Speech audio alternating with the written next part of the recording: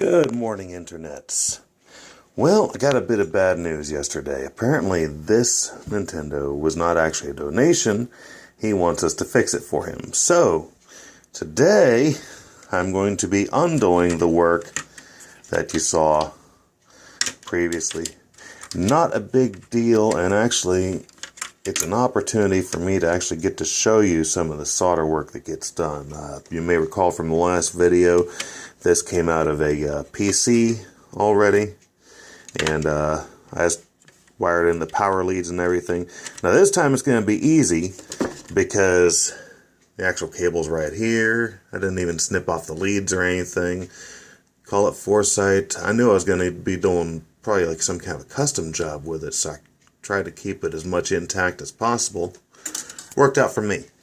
So, first thing I'm going to have to do is take out these screws here and here, and then I'll take this bit out.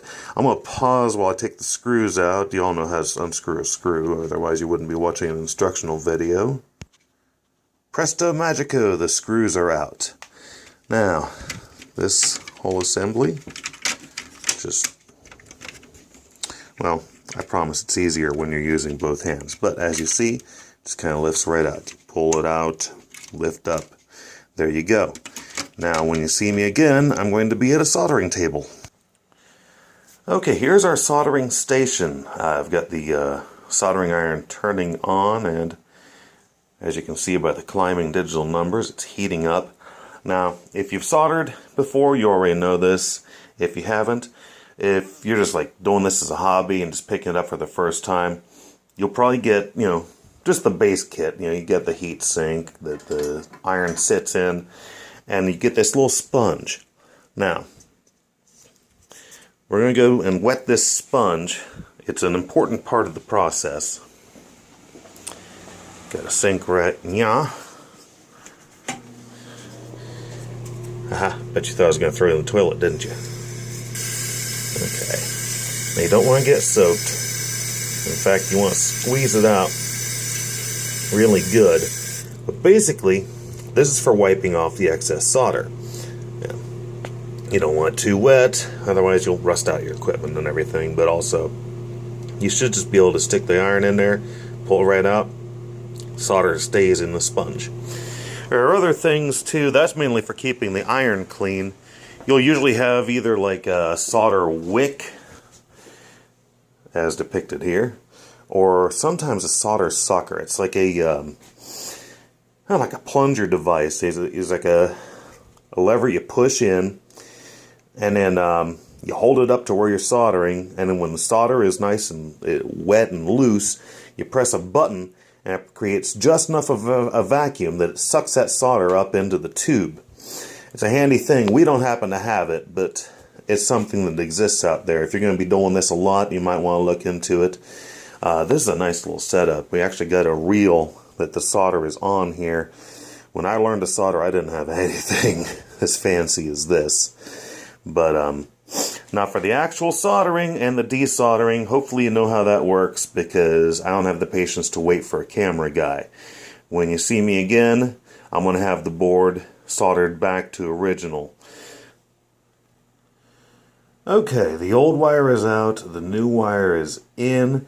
Now, I haven't soldered it yet, but I wanted to show you just a handy little tip. I mean, soldering is pretty much a 3-4 hand job. Like if you were Shiva, you'd be great at soldering. The rest of us have to deal with just having 2 hands or a buddy who trusts us with a searing hot iron. I mean, if you've never soldered before, I mean, you kind of get it, but you don't. Keep in mind, this stuff is hot enough to melt metal. Anyway, what you want to do, if you know where all your wires are going to want to go, you kind of want to poke them through and then bend them over so they'll stay in place somewhat. Now, you still might have to wrangle with them some while you're soldering, but this will save a lot of headache. You've probably heard me say that like 15 times already, but that's what I'm about. I'm about saving headache. Just keep that stuff in mind. And, of course, there's still solder around the edges, but I've still got the solder on the reel, too. I'm going to close these holes. What you're looking for And obviously it doesn't look like that right now. It looks like a bunch of jagged holes of solder. But what you're looking for is a smooth joint. You don't want a lot of pock marks or bubbles. It should just... I mean, you've seen solder. Here's the professional job they did. You got like, a little bit of the wire poking through. And we'll be trimming the wires when we're done. But anyway, I'm going to solder this and I'll be right back. Let's see, this is what I'm talking about. I got about halfway done, that damn little brown wire popped right out. So, I'm actually just adding this little bit of video, so you can see that there are difficulties. There's no such thing as this perfect solder job. It's going to be a pain in your butt. But also, as I mentioned before, I'm not very patient, so this gives me something to do while I'm waiting for the board to cool down enough that I can poke that brown wire back through. Which, it kind of cools down as fast as it heats up, so it's probably safe now. I'm going to pause, and when I'm back, I'll have a completed assembly for you. Alright, now the iron is cooling, all the solder joints are done. You're only going to see as well as a Samsung Galaxy S4 will show you. But, and again, you can see the leads are poking through there a little. Yeah, that threw it right out of focus. Anyway, the leads are poking through. Now, do not, please, dear God, do not use your mother's good hair trimming or fabric scissors. It'll probably just break the scissors. You want to use either side cutters. Actually, what I'm going to use is, it's a pair of scissors, but it's a pair of scissors made for cutting metal copper wires. Telco techs use it all the time. It's the guy that comes out and fixes your phone, and they call them snips. Well, all they are is scissors for metal. But I'm going to use those to cut off the leads. If you want to get those, you can get them at any electronics store. Radio Shack might have them. Here locally we have a store called Tolly Electric. That's where you can get that kind of stuff. Even if where you go doesn't have them, they can probably tell you where to get them. But if you don't want to go with the fancy telco tech tools, you can probably do fine with a pair of side cutters. Anyway, that's cooling down. So the next time you see me, I'm going to be screwing some stuff together. Alright, last bit of this video. Learn from my mistakes. I don't know if you recall from the first video, this was going to be a project I hadn't planned on turning this back into a Nintendo. So, I don't know if you remember, I told you I took off the clip that holds this in. So, that's awkward. I didn't keep it. Always keep all your spare parts, because you may have to go back.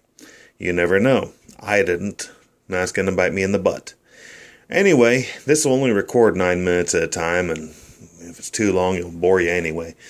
The rest of it is just going to be putting screws back in, all that. Yeah. I'm actually going to be cheating off a YouTube video for that. So anyway, I wanted to show you that you can put this back together, but also you need to keep the spare parts. Hopefully your day is better than mine. Have an awesome one.